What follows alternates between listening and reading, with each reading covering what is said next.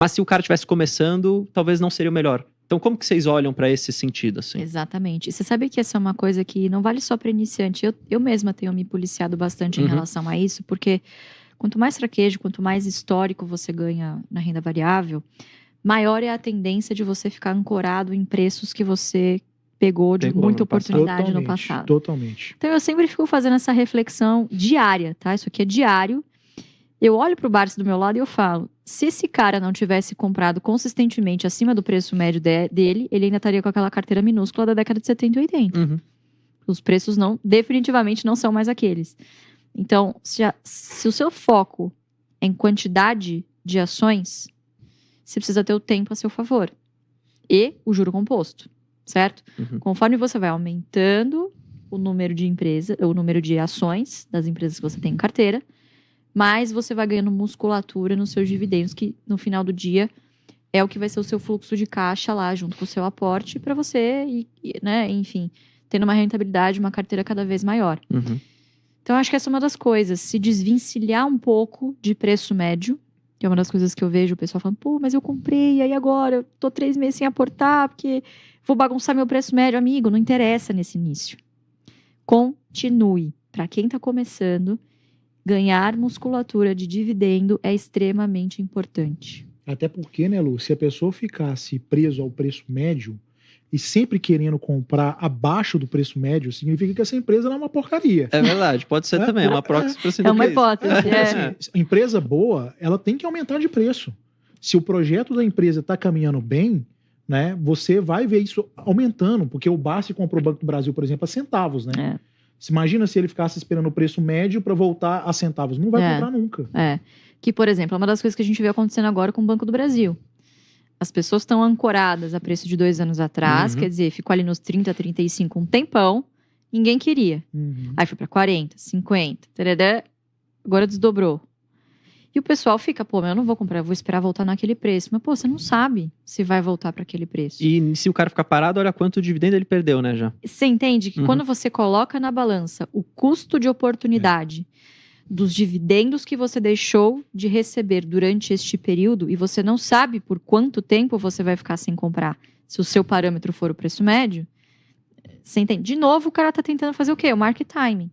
Então, toda vez que você se deparar com uma situação dessa, respira, olha pro preço teto, que é o máximo que você poderia pagar, e essa vai ser a sua margem de segurança. Se você quiser acrescentar uma margem um pouco mais conservadora, ok, faça isso, né? Mas deixe que o preço teto, o médio ou o projetivo, sejam o seu guia, não o seu preço médio. Faz sentido. Né? Senão você nunca vai aumentar a sua quantidade de ações. Exato. Ou pior, você vai ficar lá com 3 ações de uma, depois você vai para outra, aí sobe, aí você vai para outra. Quando você vai ver, você tem 20, 30 empresas na carteira, um punhadinho de cada, não recebe dividendo e não tem valorização.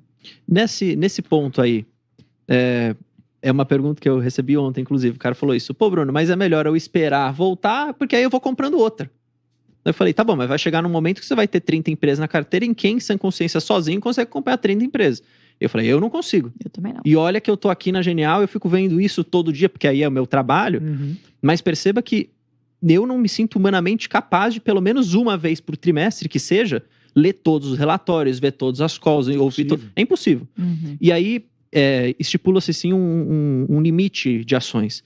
E aí eu queria saber da cabeça de vocês também, se esse limite já pode ser estabelecido em D0, por exemplo, pô, 10 ações no máximo, o cara já compra 10, ou quando ele tá no começo, ele vai comprando menos empresas. E aí, às vezes, o pessoal fala, pô, no começo compra 3, só que aí também, às vezes, o cara compra 3 elétricas. Como vocês olham também para a diversificação e como vocês fazem meio que um ponto ótimo entre as duas coisas? Não ter tanta empresa, a ponto de conseguir acompanhar, mas ao mesmo tempo também não concentrar demasiadamente, às vezes, em um só setor e que o cara pode se ferrar em um momento ruim, não receber nada de dividendo, por exemplo. Essa matemática ela é muito difícil, porque não é objetiva, o economista talvez, né? adora essa frase, porque depende. Depende do seu perfil de investidor, depende do tempo que você tem, da disposição que você tem para querer estudar, né? Se é uma pessoa, um perfil mais técnico, ou se ela está delegando essa decisão de investimento para um assessor, para um consultor ou coisas do tipo. Então, depende de N fatores, né? Eu acho que sempre a métrica é justamente isso. O quanto é cabível para você, o quanto você está disposto a querer estudar determinado número de ativos, né? Então, acho que em 3 e 5 empresas no começo, acho que é um número razoavelmente bom para você já ter bastante trabalho para você se aprofundar, né? A gente sempre fala também do filtro setorial do BEST, que é bancos, energia, seguro, saneamento e telecom. Desses 5, os 3 primeiros, o BES, né? Eu acho que para quem está começando do zero, talvez seja um pouco mais, não diria fácil, mas um pouco mais intuitivo de você entender o que essas empresas fazem, né? Acho que saneamento e telecom, ambas estão passando por momentos estruturalmente, né, de investimentos, né, tanto com o 5G no telecom, tanto com o novo marco do saneamento, né, enfim. Então, acaba tendo algumas coisas técnicas ali dentro desses setores, né, alguns eventos diferentes, como privatização, etc., que você acaba perdendo um pouco ali o crivo, né? Então, foca ali no BES. Dentro de energia, inclusive, dá para você diversificar bastante, porque são 3 segmentos. Você pode... Distribuidora pura, eu já excluiria num primeiro momento, por exemplo. Eu iria mais nas geradoras e transmissoras, se possível verticalizadas. Que você tem ali já uma mitigação de risco, que você está diversificado dentro de uma empresa só. Né? Então, e aí você vai fazendo os crivos de governança, você vai fazendo o crivo, claro, por dividend yield, por frequência de distribuição de dividendos, né? Então, eu gosto de olhar, por exemplo, quais são os fatores que influenciam principalmente as empresas que eu tenho em carteira. Então, eu tenho empresas em carteira que se beneficiam com a alta do dólar, diretamente porque são exportadoras ou porque o IGPM subiu, tá massa na receita, sabe? Então, você vai... Aos poucos entendendo você vai... como que, o que influencia a sua carteira e só olha para aquilo, praticamente. Exatamente. Aí você vai engordando aquilo lá que você determinou, né? Porque tem uma coisa também muito forte de aderência ao seu perfil. Então, vejo muita gente falando de Vale hoje, por exemplo, né? Você olha a múltiplo, de fato me parece muito barato, mas, nesse preço não me atende por conta de um histórico passado, sabe? E talvez não é o seu perfil, né? Beleza, e eu tô bem de não ter Vale na carteira. Você entende? Para outra pessoa pode ser que essa avaliação não caiba. Tem gente que gosta de estatal. Eu gosto muito de estatal. Pode ter gente que, é estatal, eu não coloco o dedo. Uma outra coisa que eu acho que é importante é que a nossa estratégia foca muito no número de ações. Então, você tem meta em número de ações. Quando você tem meta em número de ações, isso evita que você fique pulando de galho em galho. Então, você restringe, por exemplo...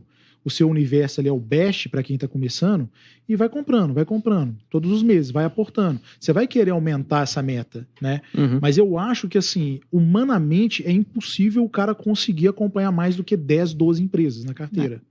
Eu acho que passou disso, é um sinal amarelo, porque você está pulverizando sua carteira. E, assim, a partir do momento que você vai acompanhando essas 10 empresas, vamos supor, você já tem um tempo de mercado, você tem 10 empresas e tal... é muito difícil você colocar outra carteira na sua empresa. Se você gostou desse corte, saiba que tem vários outros no canal específico de cortes aqui da Genial Investimentos, que chama Genial Cortes. Então aproveite, se inscreva lá no canal, use o link que está aqui inclusive na descrição e aproveite todo esse conteúdo. Um abraço.